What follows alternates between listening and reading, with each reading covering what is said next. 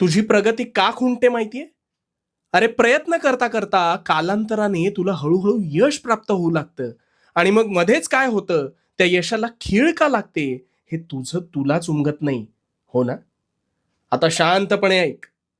अशी एखादी तुझ्या ऐकिवात असलेली नामवंत व्यक्ती आहे का, की ज्या व्यक्तीच्या दाम्पत्याने त्या व्यक्ती एवढा नावलौकिक मिळवलाय?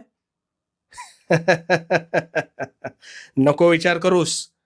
असं होणे आजवर शक्य झालेलं नाही.